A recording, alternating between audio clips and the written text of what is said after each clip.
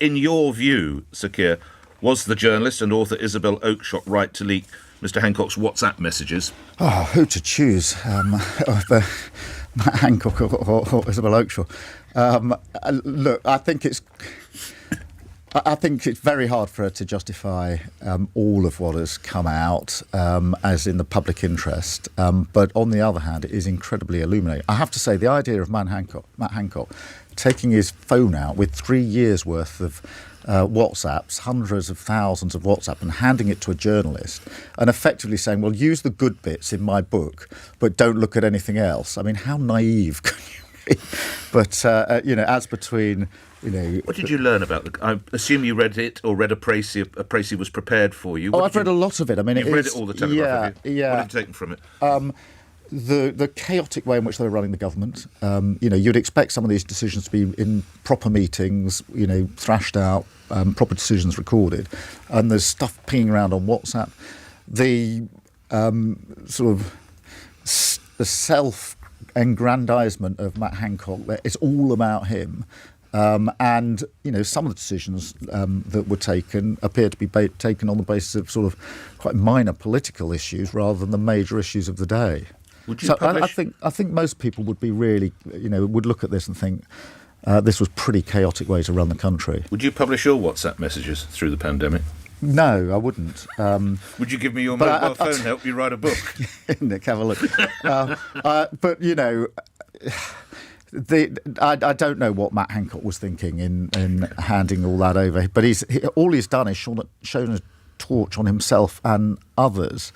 I imagine that others that were working with him will be pretty angry with him that everything they've ever said to him is now put by him effectively into the public domain. I had absolutely no contact with Sue Gray during the preparation of her report, when she was writing it or anything like that. So the whole suggestion is a complete and utter nonsense, and not for the first time from Boris Johnson. I thought your words were very, very good. I'm not sure I'd get away with all of them, Sarah, but it's a complete nonsense. I think his own party, if you look, it's a dwindling group of people around him that are still supporting him, but the vast majority of you give no sensible credence to the Conservatives. line that possibly some Johnson supporters would say, it was all a put-up job. I know you don't believe that, but you don't give the idea that it would give credence to that. It's a complete nonsense. I had no contact at all with Sue during that entire period, as you'd expect. You will remember in January 2022 last year, you said to me the following words, full disclosure, I know Sue Gray personally. When did you first approach Sue Gray to be your Chief of Staff? Nick, I know her personally. I met her when I was Director of Public Prosecution. She was obviously a senior civil servant. I met a number of them. I was really, really impressed with her. So I've known her personally since then. She's not a friend. I don't mix with her. I'm not in the same social circles or anything like that.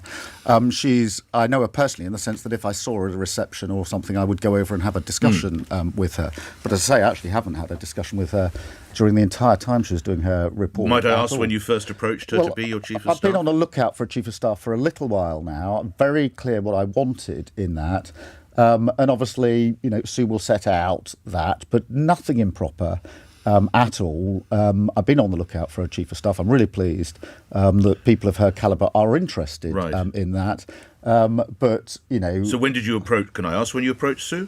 Look, if I may call her Sue? I've been looking for a Chief of Staff for a number of weeks now. I think October 2022, Sam White left you, if I've got that Well, that's correct. when I lost, when Sam White moved on. At that stage, the first task I had for myself was being clear in my own mind what I wanted from a Chief of Staff, because I was beginning to think about how to deliver. So I will try again, and obviously you don't have to answer, but when did you first contact Sue Gray about the possibility of becoming your Chief of Staff? Well, Nick, that's going to be laid out by Sue. She's got to do that as part of a leaving procedure, but there's nothing improper at all. But you can't tell me that. Nick, nothing improper at all. No, but you can't tell me when you first approached her. I've been looking for a Chief of Staff for a little while now, but Sue will lay that out. Why won't you tell me, Sir Keir? There's nothing improper at all. No. But just interested why you won't tell me when you first made contact with her. I'm not going to go through lock, stock and barrel, but there's nothing improper. It's not unusual. But if it's not improper, I'm sorry to... If it's not improper, why won't you say, it was a month ago, Nick, or it was 6 weeks ago, Nick, or it was on New Year's Day? It was. I've been looking for some time, and there's nothing improper in the slightest. But one person who won't be allowed back in is Jeremy Corbyn. Yep. He can't learn from his experience in the way that Rupert Huck has learnt from hers? He won't stand as a Labour candidate at the next election. I took the decision after his response to the Equality and Human Rights Commission that his failure to even really properly acknowledge the findings and what he said in the response afterwards was totally incompatible with the change that I was bringing about in the Labour Party.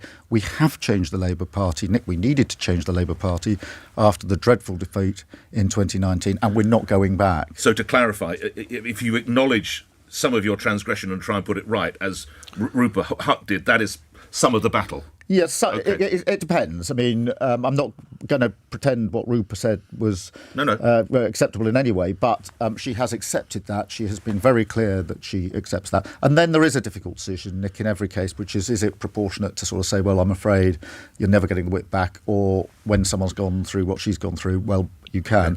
But with Jeremy Corbyn, it's a different matter. He will not stand as a Labour candidate at the next election. We have changed the Labour Party and we're not going back. The idea that Boris Johnson is nominating his dad for a knighthood, you only need to say it to realise just how ridiculous it is. It's classic of a man who like Johnson. I mean, I think the public would just think this is absolutely outrageous. Nothing personal against Stanley, but the idea of an ex-prime minister bestowing honours on his dad for services to what? It's my listeners have had some suggestions, but I'll leave those on there. One last try. Did you make contact with Sue Gray about joining you as Chief of Staff this year or last year? Nick, it was recent. It was after I'd lost, or we moved on from my last Chief of Staff. October. And after I've also had a period of working through in my own mind what I wanted from a Chief of Staff. But you're not going to tell me when? Nick, that'll all be All right. later. But there's absolutely nothing improper about this whatsoever.